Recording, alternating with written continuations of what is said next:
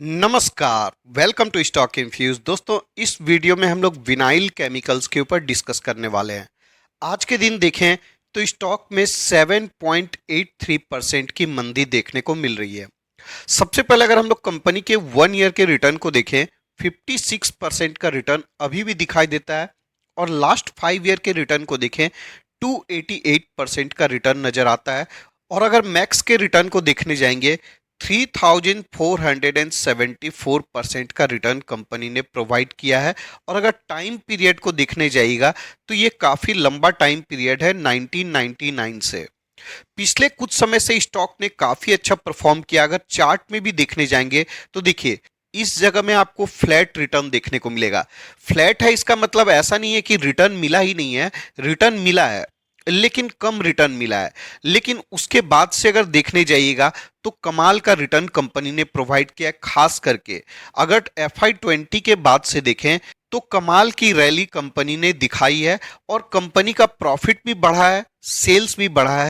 इसलिए पिछले कुछ सालों में कंपनी ने काफी अच्छा रिटर्न प्रोवाइड किया है।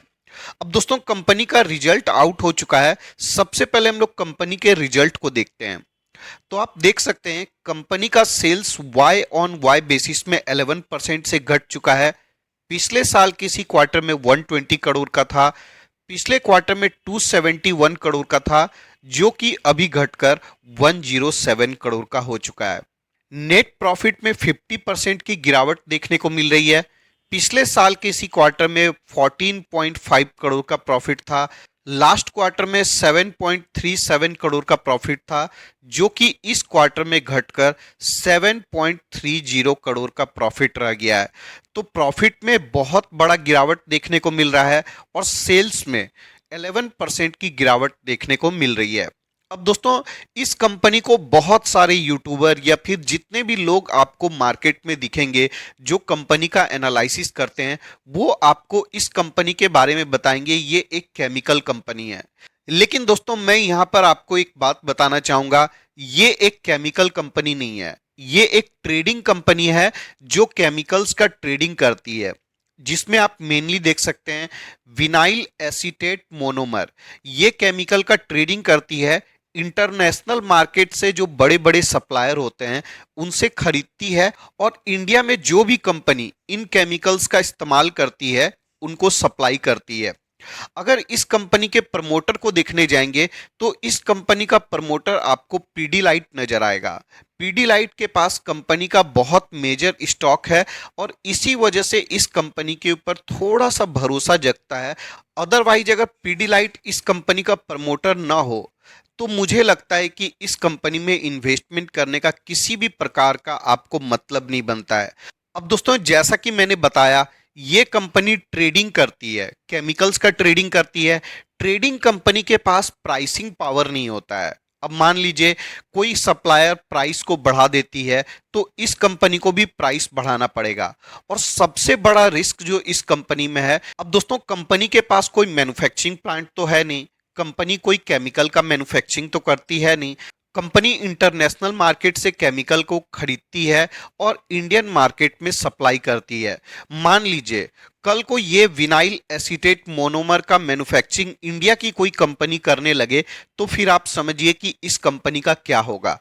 और दोस्तों, ऐसा नहीं है कि ये कंपनी बहुत सारी केमिकल्स का ट्रेडिंग करती है, लेकिन जो सबसे मेन रेवेन्यू आता है वो विनाइल एसीटेट मोनोमर से ही आता है। तो फ्यूचर में काफी रिस्क नजर आता है मुझे इस कंपनी में। अब देखिए दोस्तों, पीडीलाइट इस कंपनी की प्रमोटर कंपनी है और इस कंपनी का अगर मार्केट कैप देखने जाएंगे तो मात्र 888 करोड़ का है। और पीडीलाइट का मार्केट कैप देखिएगा, बहुत बहुत बड़ा मार्केट कैप है। और पीडीलाइट ऑलरेडी बहुत ज्यादा बेनिफिट में है। जब उन्होंने स्टेक को लिया था वहां से कंपनी का स्टॉक काफी ऊपर आ चुका है। तो पीडीलाइट को किसी भी प्रकार का फर्क नहीं पड़ेगा अगर फ्यूचर में स्टॉक बुरी तरीका से क्रैश कर जाता है। लेकिन एज ए इंडिविजुअल इन्वेस्टर आप इस कंपनी में इन्वेस्टमेंट करते हैं, कल को कोई Indian company vinyl acetate monomer का मैन्युफैक्चरिंग करने लगती है तो फिर इस कंपनी का क्या होगा। ऊपर से कंपनी के पास ना कोई मैन्युफैक्चरिंग प्लांट है, ना ही कुछ है। तो कंपनी में मुझे बहुत ज्यादा रिस्क नजर आता है। इसलिए इस स्टॉक का शॉर्ट टर्म में इतना भागने के बावजूद भी मैंने कभी भी सजेस्ट नहीं किया है कि आपको इस कंपनी में इन्वेस्टमेंट करना चाहिए। प्राइस टू अर्निंग रेशियो देखिएगा 24.9 का है।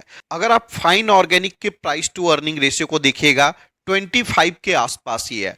अब फाइन ऑर्गेनिक का मैन्युफैक्चरिंग प्लांट भी है, बहुत बड़ा क्लाइंट लिस्ट भी है, बहुत सारे केमिकल्स का मैन्युफैक्चरिंग करती है जो एसेंशियल सेक्टर में काम आता है। तो आप अंतर समझ रहे हैं कि ये जो प्राइस टू अर्निंग रेशियो 24 का है, ये कम नहीं माना जा सकता है ट्रेडिंग वाली कंपनी के लिए। अगर डिविडेंड यील्ड को देखेंगे 1% का है, आरओसी अच्छा है, रिटर्न ऑन इक्विटी भी कंपनी का अच्छा है, फेस वैल्यू अभी 1 रुपीज का है, और डेट को देखने जाएंगे तो डेट फ्री कंपनी है, और कैश देखेंगे तो अच्छा खासा कंपनी के पास कैश रिजर्व भी देखने को मिलता है। अब दोस्तों अगर कंपनी के सेल्स के ग्रोथ को देखिएगा तो कंसिस्टेंट आपको देखने को नहीं मिलेगा। लास्ट 10 ईयर में 293 करोड़ का सेल्स था, बहुत तेजी से बढ़ता है, उसके बाद 2 साल कंटिन्यू घटता है। पिछले कुछ सालों में देखें तो कंपनी का सेल्स बहुत ही तेजी से बढ़ा है, और इसी वजह से स्टॉक में भी आपको इतनी ज्यादा तेजी देखने को मिल रही है। अब दोस्तों जो लोग कंपनी का एनालिसिस करते हैं वो बहुत ही कैजुअली एनालिसिस कर देते हैं। अगर आप इस कंपनी के बारे में देखिएगा तो सेक्टर देखिए कंपनी का क्या है, ट्रेडिंग का सेक्टर है। यहां पर नहीं लिखा हुआ है कि केमिकल सेक्टर की कंपनी है, क्योंकि कंपनी केमिकल का मैन्युफैक्चरिंग ही नहीं करती है तो केमिकल सेक्टर की कंपनी कैसे होगी। अगर कंपनी में शेयर होल्डिंग को देखिएगा तो देखिए प्रमोटर के पास 50.41% का स्टेक है।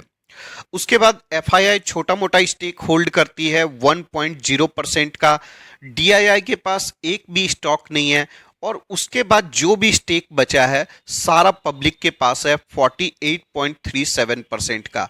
अब देखिए दोस्तों यूट्यूब पर वीडियो बनते हैं तो वहां पर धमाका होता है, हर स्टॉक के लिए धमाका बताया जाता है, ऐसा है वैसा है, सारी तरीका की चीजें बताई जाती है, लेकिन कंपनी में रिस्क क्या है बहुत कम लोग बताते हैं। अब जब बताया जाता है कि इस कंपनी की प्रमोटर पीडीलाइट जैसी बड़ी कंपनी है तो रिटेल इन्वेस्टर ऐसी बात सुनकर एक्साइटेड हो जाते हैं। मैंने भी आपको बताया, लेकिन मैंने आपको यह भी बताया पीडीलाइट का मार्केट कैप बहुत बड़ा है, और उन्होंने जब इन्वेस्टमेंट किया था स्टॉक बहुत ही नीचे लेवल पर था। अगर 888 करोड़ का मार्केट कैप वाली कंपनी का स्टॉक 50, 60, 70% भी गिर जाता है, पीडीलाइट को एक पैसा का भी फर्क नहीं पड़ने वाला है। लेकिन अगर आप इस कंपनी में 1 लाख रुपया इन्वेस्ट करते हैं, 70% स्टॉक टूट जाता है, आपको बहुत ज्यादा फर्क पड़ जाएगा। तो सोच समझकर ही इन्वेस्टमेंट करिएगा। 52 वीक हाई को देखिएगा 952 रुपीज है। बहुत लोग ट्रैप हुए होंगे, उनको लग रहा होगा कि स्टॉक लगातार भाग रहा है और भागता ही रहेगा, लेकिन ऐसा कभी नहीं होता है। आपको रिस्क को भी कंसीडर करना पड़ता है। अभी के समय 485 रुपीज पर स्टॉक है, और मुझे लगता है कि आसानी से ये स्टॉक 400 रुपीज तक जा सकता है। स्टॉक में गिरावट की संभावना अभी भी बनी हुई है, और लॉन्ग टर्म में इस कंपनी में मुझे बहुत ज़्यादा हाई रिस्क नज़र आता है। जैसा कि मैंने बोला, कंपनी कोई भी केमिकल का मैन्युफैक्चरिंग नहीं करती है, सिर्फ ट्रेडिंग करती है, और कभी भी इस कंपनी के पास प्राइसिंग पावर नहीं होगा।